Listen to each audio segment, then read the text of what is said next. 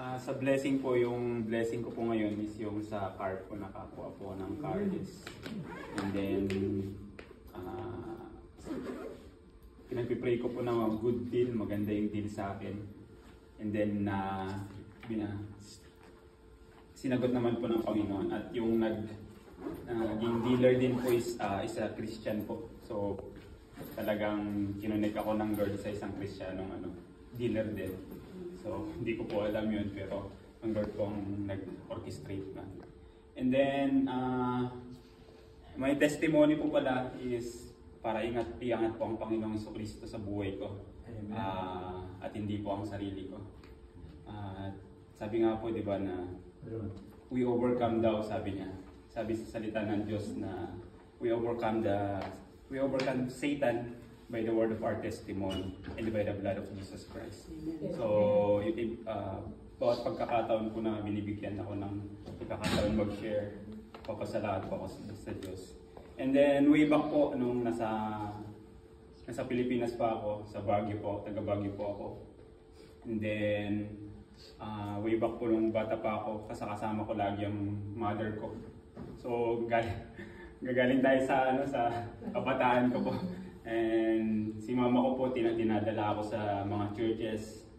And then sabi niya, pumunta din siya ng Catholic, ng Christian church, ng kung ano, Sabadista, ganyan, iglesia. Pumunta po siya sa kung saan kasi naghahanap siya po ng katotohanan.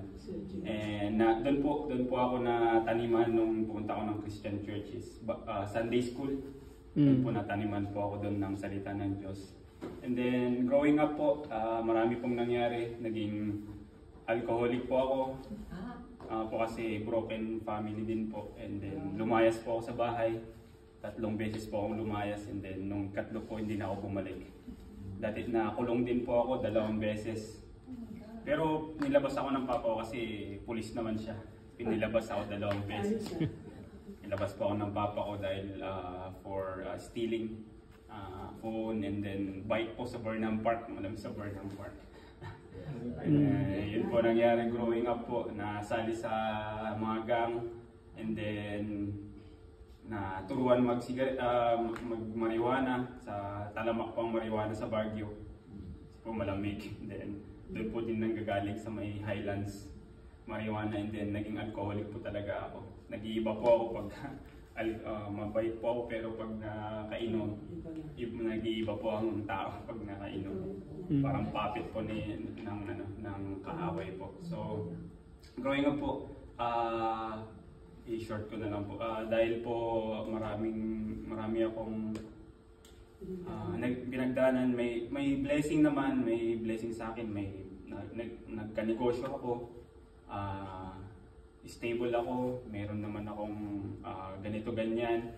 Pero at the back of all of that po, pag natutulog ako, kapag nabangag ako, tapos nawala po yung may tanong po ako sa sarili ko, ba't kulang? Sabi ko.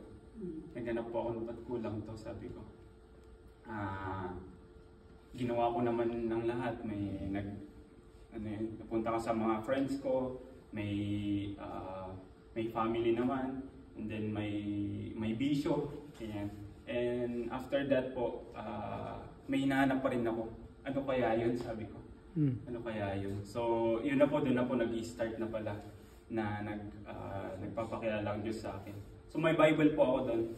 And binabasa ko po siya. Pero hindi ko siya maintindihan.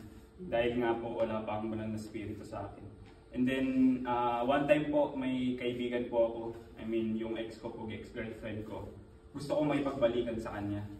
And then, sabi niya, gusto ko din po siyang i-invite sa isang church. Pero ang church po yun sa Catholic po.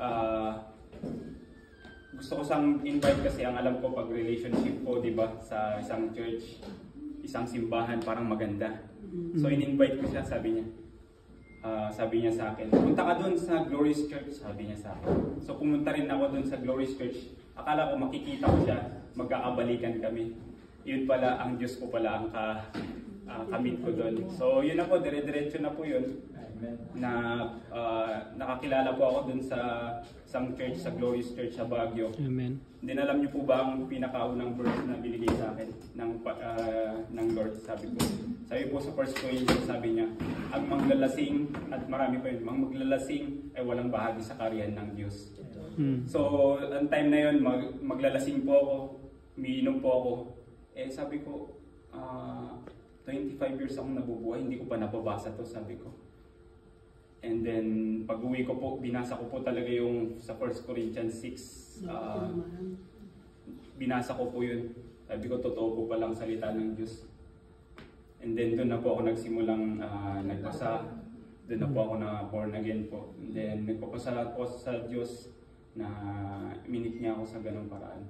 And yun po, tuloy-tuloy na po yun. Until nag-serve na rin po sa Glorious Church din po. Naging ushering, naging marshal po. And kasama ng pastor lagi sa mga Bible studies. So, time na po na pumunta rin ako dito kasi nandito po yung family ko. And papasalamat ako nandito ako ngayon sa harap niyo. I-testify sa kabutihan ng Diyos. At yun po, ang Panginoon po ang may taas sa ating buhay. Thank you.